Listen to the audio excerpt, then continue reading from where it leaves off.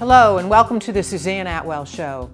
In this episode, Spring Training 2021, a year when bubbles joined bats and balls and distance referred to fan seats, not home runs. The preseason has just ended. How did it go? We talk to senior management about fans and players and get an inside look at the politics and economics of baseball in Sarasota. But first, a look back at the nexus of grapefruits and curveballs, Florida, and the rites of spring. Here's the windup. Fastball hit deep to right. This could be it. Way back there. Holy cow, he did it. 61 to Mary. Look at the height of that ball out there. Another standing ovation for Roger. There is something about baseball memories. We all have them. The sound on the radio, going to the game as a kid. Spring training has been there from the beginning. In 1870, a year after the Cincinnati Reds became the first fully professional team, they started their second season in New Orleans. Scholars disagree on the origin, but Hot Springs, Arkansas is generally considered the birthplace of spring training. Tampa, Florida, 1913, several teams moved to the Sunshine State, marking the start of the Grapefruit League. John Ringling is credited with bringing baseball to Sarasota in 1924. Using his New York connections, the Giants made Payne Park their winter home. A year earlier, in 1923, the St. Louis Cardinals came to Bradenton in McKechnie Field, named for Bradenton resident and Baseball Hall of Famer Bill McKechnie. Interesting historical note, one of the greatest players of all time was born right here in the Newtown neighborhood of Sarasota, Buck O'Neil. A legend in the All-Black Negro League, he never got to play pro ball in his own hometown because Major League Baseball, like the rest of America, was segregated. By the 1950s, baseball was starting to integrate, but housing and dining facilities in Florida were not. This in part led to the formation of the Cactus League in Arizona. Over the years, dozens of teams have played here. Franchises come and go, stadiums torn down, new ones built. There are currently 15 teams in the Florida Grapefruit League, 3 of them in Sarasota and Manatee counties. The Pirates, the Orioles, and most recently, the Braves. Measuring the economic impact of spring training is a complex process. The numbers vary widely depending on who's telling the story. They are a conglomeration of actual data, promotional hype, direct impact, and secondary indirect spending. According to a 1999 survey by the Tampa Bay Regional Planning Council, the average team generates $16 million in direct expenditures annually. The average impact is over $25 million after indirect and induced effects. And an average spring training operation creates over 360 jobs. Compare that with a 2018 study for the Florida Sports Foundation, a Tallahassee-based corporation that promotes sports in Florida.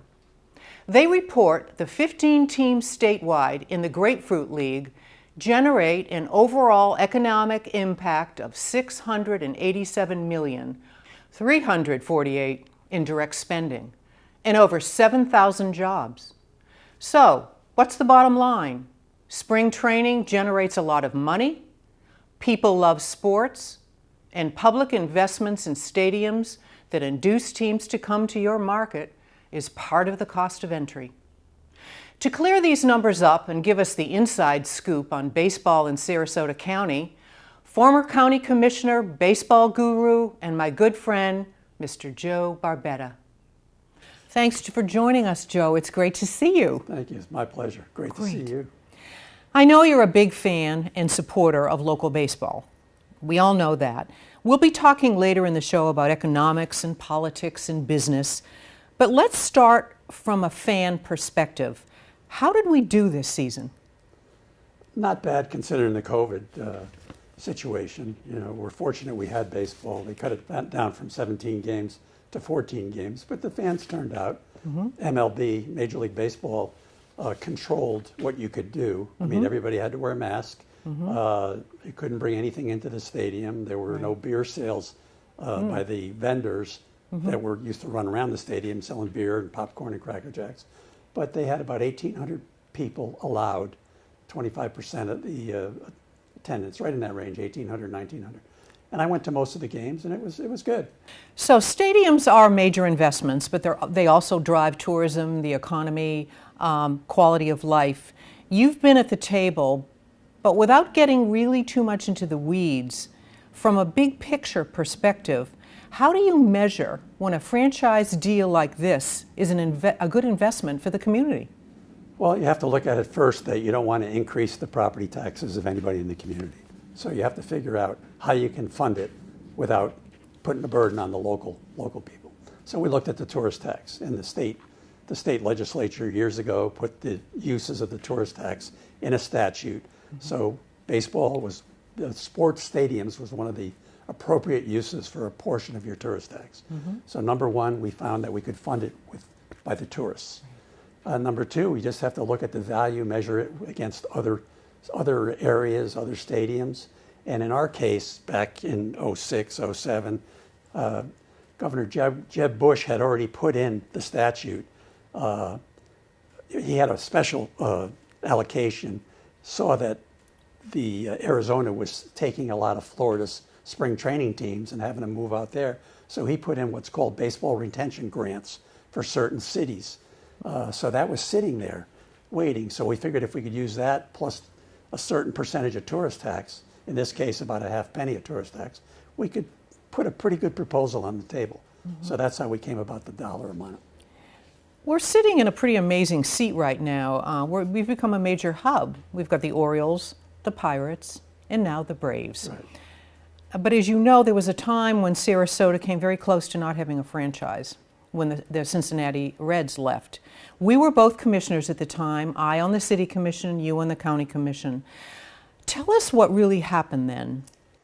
First of all, the Reds wanted to stay. Yeah. Arizona was courting the Florida teams, so they had contacted the Reds and said, do you want to move out west? At Smith Stadium, it needed some improvements, needed some renovations. And Cincinnati said, we'll stay, but would you do these improvements? And he put that on the table, and it was a discussion before your commission, and he didn't get the votes. I think it was a 3-2 vote not to do it. And they ended up taking the offer to go to Arizona. So I kind of panicked because we had, I think, about 81 consistent years of spring training in Sarasota. I mean, we were known as a spring training hub. And we said, we got to find another team. How are we going to do this? Well, the first thing that came to mind is who has a lease expiring quickly, because they all have long-term leases, 30 teams. So we managed to get a listing by contacting MLB as to who had leases expiring. Well, there wasn't anybody expiring for many, many years, but the Red Sox had one that had a clause in it. We talked about, hey, what would you think about coming to Sarasota? We'll build a new stadium. We didn't have any numbers yet. He said, I doubt it. I don't think John would want to do it, but thanks for everything. I love Siesta Key, he said, but I'll call you back. 2 weeks later, he called. He says, let's open negotiations. Let's start. And we did, and we had great conversations. We made headway. Things were looking good, and it wasn't just the Ed Smith Stadium. They were going to leave that pretty much as it was and call that their player development complex. They were going to build a new stadium right where the old stadium used to be at Payne Park. Well, it fell through. Well, in the background, waiting in the wings were the Orioles because they had a tough situation over in Fort Lauderdale. Well, they came in and they asked me to start talking with them at the time, my commission, and I did. And right away, they asked for the same numbers that the Red Sox were asking. I said, hold it, guys, it's 2 stadiums, not 1. Well, it became protracted. A lot of time went by. Their numbers were way out of line. The newspaper wasn't happy with me. Everybody rallied behind the Orioles, the Chamber of Commerce, Congressman Buchanan, the lobbyists, Everybody wanted the Orioles for some reason, and yet they were the 30th ranked team at the time out of 30 teams versus the Red Sox were number one. So I couldn't justify the same numbers with them, and I don't think my commission could either. And it would have taken some more taxpayer dollars, which we didn't want to put in. And as we got closer, more time went by, the chamber got more upset that we weren't going to close the deal. And I stood by the $31.2 million offer, which is the number of the tourist tax plus the baseball retention grant. And one day we got a phone call, and they said, okay. I said, guys, you can put as much money as you want in, but this is what we'll do, and if you want something nicer. But we ended up getting a beautiful stadium. We didn't lose baseball at all because they played in the old stadium for the year, and then as soon as spring training was over, we had the plans already and the building designed. Janet Marie Smith came in, did a beautiful job as the architect, and she's done several in the country, and we ended up with, I think, one hell of a deal with the stadium we have. First year, Orioles broke attendance records. Right. So here we are now. Final question. We often hear that these stadiums are underutilized during off-season. Not so much in Bradenton because they have the minor league, but in Sarasota County. Here in Sarasota County, what is your vision when you look forward and ahead? What are our opportunities during the off-season? Well, with Ed Smith Stadium in particular, the Orioles Stadium, but we made him keep the Ed Smith name. Right. We hope that they keep a summer league there. There's an instructional, they have an instructional league there. They have rehabilitation there because they have a beautiful clubhouse. Right. But we couldn't convince them to keep the summer team there that the Reds had. That team ended up going to the Pirates and is now the Marauders. The Pirates bought them. The Red Sox were going to keep them a team here. But we did push them after a while to have some concerts there, to have youth baseball tournaments there. Right. More and more it's being utilized. West Coast Black Theater does concerts there. I think the orchestra does concerts there. So the more we can use it during the summer, the better. But my real vision was for the surrounding area. It's an industrial area. We only own the stadium. The surrounding area is all city. And back then I said to the commissioners, I mentioned it to you, you guys got to work on overlaying this area. Now that was a while ago. That was 07, 08. Even Rosemary District was still the way prior to what we see now. And I said, someday you can help rehabilitate these industrial areas, maybe storefront grants, et cetera, to get them to improve how they look from the street. Overlay the area for density, mixed use, and get some residential in there, and you'll have a booming area. And to the city commission's credit, they did the Rosemary District, and immediately money came pouring in. I submit that the same thing will happen in this area, 12th Street, Euclid, all the way down to 301. If you come in with the right program, with the grants to rehabilitate the frontage of the properties, coupled with density, Stardust, for example, sitting there in the corner, available, some other vacant properties, you'll get some money coming into there, and things will happen. Joe certainly knows his stuff. Without his efforts after the Reds left, Sarasota could easily have lost Major League Baseball. Fortunately, that didn't happen. We have our beloved Orioles. So what's the story behind the spring training 2021 at Ed Smith Stadium? Hello, Jennifer. Thanks for joining us. Good morning. Thanks for having me.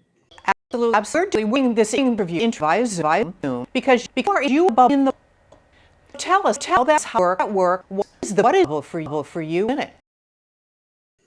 Yeah, so I have the good fortune of being able to be with the team as a Tier 2 individual. And basically the Major League Baseball and Major League Baseball Players Association came together and developed a very specific and thorough operating manual.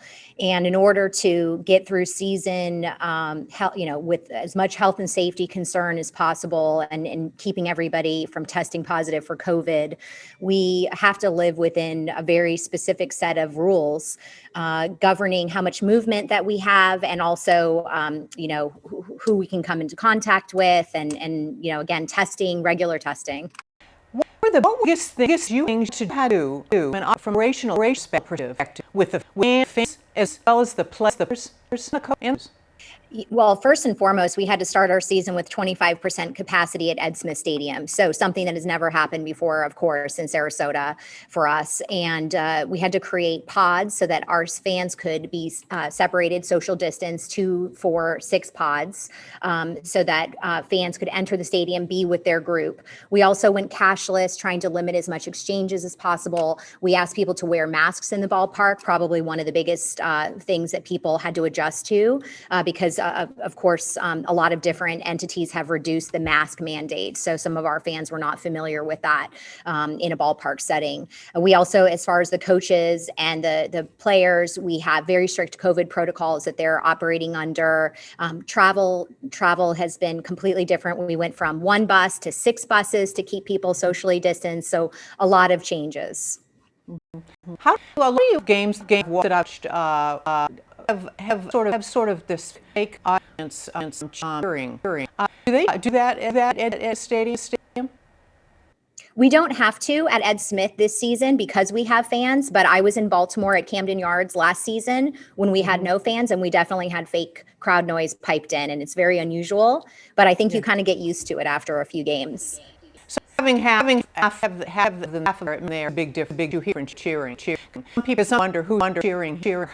That's Not great. only So do you hear the cheering, you can hear what every person yells in the stands. It's very unusual because literally you can hear everything. You can imagine with only 17 or 1,800 people at a game, spread out amongst the bowl. Sure. It's pretty unusual. Mm-hmm. All right, let's try a little baseball. We have a friend size, so Sarah County now. The Braves, the Pirates, still up the road. This is great for fans. How impacted the team and the players? I think any time that you can have more baseball, more sports in Sarasota, it's good for our entire community. And naturally, it's a little bit of a short drive for us to go see the Braves. They previously were at the Wide World of Sports complex in the Orlando area, so it's much closer for us. We've played the Braves a few times this season, and we think it's great. I know Sarasota has a long history of having baseball, and as far as I'm concerned, we can add more teams. Mm-hmm. Absolutely, the impact on the community, people down for the team, they're back home.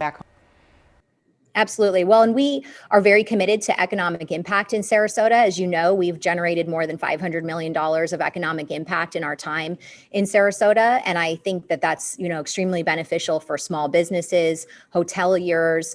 Certainly the Visit Sarasota is pleased to have all of these fans coming in. And what we learn is that our fans, when they see Sarasota, when they visit Sarasota for a spring training game, they want to come back. So that's great for the economy here. Sure. Looking forward, still lots of uncertainty with COVID. But can you tell us some about the events you have planned for the spring and summer at Smith? Right now, we're working with the school district to host a few graduations. We're also revisiting the Arts in the Ballpark series. I'm not sure that that's something we will do this summer, but we are working with our arts partners to offer the ballpark as a venue so that they can do outdoor concerts, as we have done for many years. As you probably know, Ed Smith Stadium and Twin Lakes Park is a setting for many, many youth baseball tournaments, and we intend to continue that once we feel that it's safe for our teams to come to our facility and play. We've been extremely conservative this entire time. We were one of the first Major League Baseball teams to shut down our facility to players and to the public because of our concern about the spread of COVID. And I know that we're going to continue with that approach. Sure. So finally, term 2022. That season is on, and assume the pandemic over. What is your vision for the Orioles or Sarasota? Our vision for the Orioles in Sarasota is to continue to be good community partners, to work with charitable organizations that benefit all of the community members that need us most at this time. As you know, that the effects of COVID are going to be a long-term proposition for economic recovery. It's also to continue drawing more fans from the Mid-Atlantic region to Sarasota. We've drawn a ton of new individuals here. We want to continue that, and we continue with our rebuild on the baseball field and to develop a winning baseball franchise, which is a year-round proposition. Mm-hmm. Absolutely. Jennifer, thank you so much for joining me, and go. Thanks very much. Thanks for having me, and wish you all well and health and safety. Thank you. We really appreciate Jennifer making time to talk with us while living in the bubble, so to speak. Our next guest runs the new team in town, the Atlanta Braves. They have a beautiful stadium in Northport. They're a great franchise, but moving to a new site in a pandemic, how did that go? Here's the scoop directly from the top. Thanks, Mike, for joining us in this beautiful stadium. Oh, well, thank you for being here. It's a pleasure to meet you. Well, it's been quite a year. It's been quite a year. This is your first season here. You have a new franchise, and along with that, you have the pandemic. So tell us how the pandemic changed your operations and ticket sales. Well, it was very complicated, to say the least. We actually started our season last year. I played 10 games into the season before the pandemic closed us down on March 11th. And that was an abrupt halt to what the operation was. Obviously, our player safety, our fan safety was at the forefront, so we were able to vacate the premise last year and then went into a quarantine and those types of things. But we slowly moved out of that. We're able to open our tiki bar and restaurant throughout the summer to provide some jobs for some people around the area, certainly to provide an area of entertainment and food, if you will, in a safe environment. And we learned a lot of that from our protocol standpoint, from our COVID standpoint. All of our safety measurements had to be put in place, and that led us into the baseball season.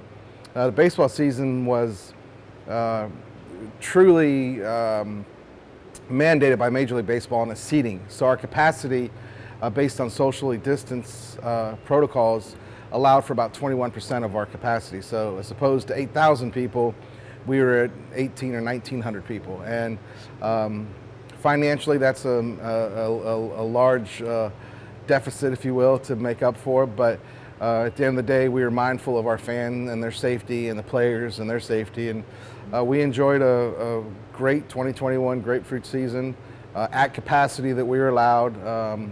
So it ended up being, for as bad and as complicated as the system and situation was, I think at the end of the day, we ended up having a pretty good season. Yeah, and when you're at half capacity, that's wonderful because you get cheering. When you don't have anybody there, it's a little awkward when you hear the canned laughter.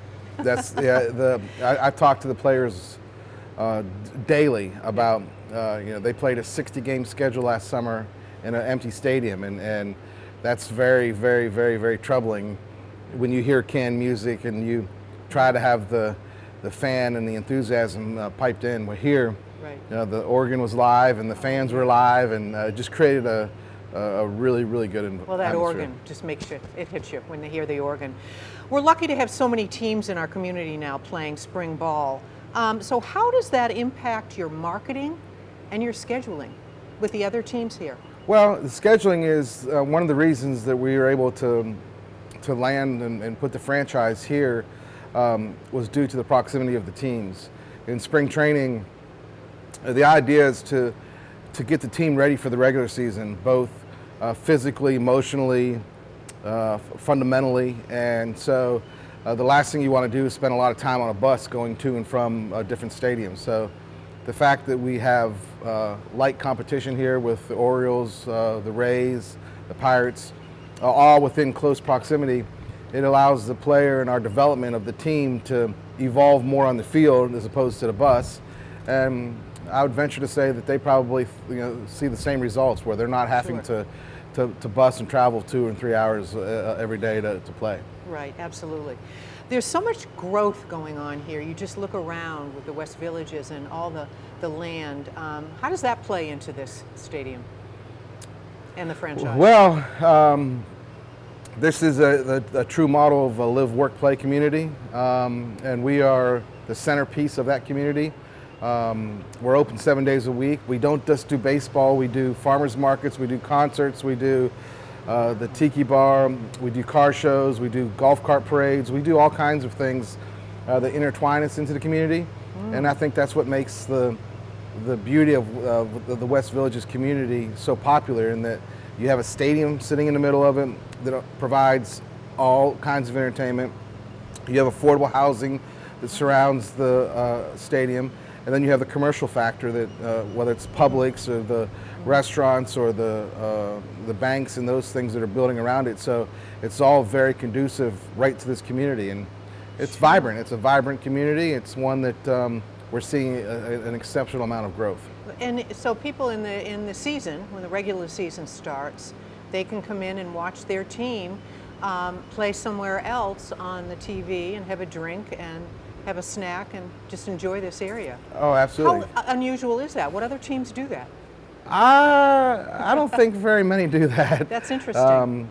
Our concept has always been, from the Atlanta Braves perspective, is to be able to provide an atmosphere that's conducive to the development of the player and equally rewarding to the fan, and the amenities and letting the fan experience the game of baseball. And with the design and the operation of this facility, you're able to watch the game from the entire stadium with our 360-degree concourse. So you can be in center field, you can be in right field, you can be in left field, and those things are truly part of the amenity to the fan. Certainly from the player standpoint, it creates more excitement, but it's all about the mecca of the facility. It's not just a baseball stadium, it's an entertainment complex. So there's not a bad seat in the house? Not at all, not at all.